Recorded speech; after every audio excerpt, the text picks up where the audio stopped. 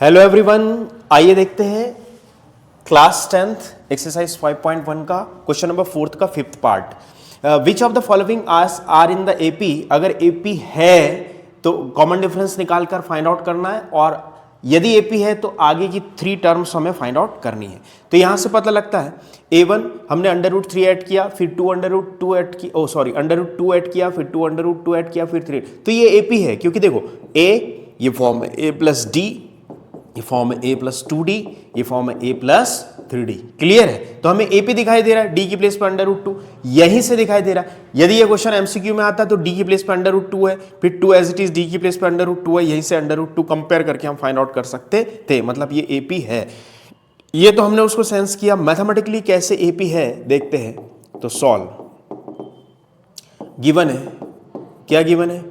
a1 की place पे 3 है, a2 की प्लेस पे 3 प्लस √2 है, a3 की प्लेस पे 3 प्लस 2 √2 है, एंड a4 की प्लेस पे हमारे पास 3 प्लस 3 √2 है। क्लियर है? नाउ d फाइंड आउट करेंगे। d हमने देखा तो d होता है a2 माइनस a1, तो क्या हो जाएगा? d is equal to a2 की प्लेस पे 3 प्लस √2 माइनस 3, तो 3 से 3 कैंसिल, तो d इज इक्वल टू कितना हो जाएगा? √2। क्लियर है? ठीक है। अगेन फाइंड आउट करेंगे। d इज इक्वल टू क्या? a3 माइनस क्या हो जाएगा? a2, तो d इज इक्वल टू क्या हो जाएगा? a3 की प्लेस पे वैल्यू रखी कितनी?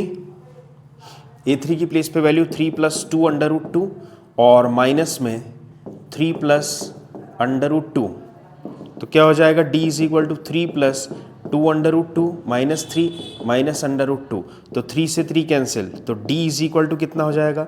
2 √2 में से √2 गया तो कितना बचेगा? √2। इस प्रकार हमने देखा कि कॉमन डिफरेंस सेम है, मतलब it is form an AP, मतलब ये एपी है ना। तो here d are same for all. सभी कंडीशन के लिए d कैसा है? एक जैसा है। तो नाउ है ना, हमारे पास कितनी यहां पर a4 तक टर्म की गिवन है। a5 इज इक्वल टू क्या हो जाएगा? a प्लस 4d, तो a5 इज इक्वल टू क्या? a हमारे पास 3 है ना, a की प्लेस पे कितना है? 3, और d की प्लेस पे हमारे पास कितना आया है? √2। ठीक है, a और d पता होने पर हम ap की सारी टर्म निकाल सकते हैं। a पता है और d पता है, तो 4 और √2 की प्लेस और d की प्लेस पे √2, तो a5 इज इक्वल टू कितना हो जाएगा? a प्लस 4 √2, 3 प्लस 4 √3 √2 है ना, d की प्लेस पर कितना? √2। ठीक है, यही से निकाल सकते हैं, पेन चलाने की भी आवश्यकता नहीं है। a plus d, a plus 2d, a plus 3d, मतलब d की प्लेस पे √2, और ये तो d की प्लेस पे बिना पेन चलाए हम d की प्लेस पे सेंस कर सकते हैं कि √2 है। और अगली टर्म a प्लस 3d, फिर होगा a प्लस 4d, फिर a प्लस 5d, तो बिना पेन चलाए हम d भी फाइंड आउट कर सकते हैं इस क्वेश्चन में, और बिना पेन चलाए हम उसकी आगे की 3 टर्म्स भी फाइंड आउट कर सकते हैं। ठीक है, a6 इज इक्वल टू क्या होता है? a plus 5d। ठीक है, a plus 5d, a6 is equal to क्या होता है? a प्लस 5d, तो a6 इज इक्वल टू क्या हो जाएगा? a की प्लेस पे 3 और 5, d की प्लेस पे √2, तो ये हो जाएगा a6। क्लियर है? And a7 is equal to हो जाएगा a प्लस 6d, तो a7 इज इक्वल टू हो जाएगा हमारे पास a की प्लेस पे 3 और प्लस 6 और d की प्लेस पे कितना? √2।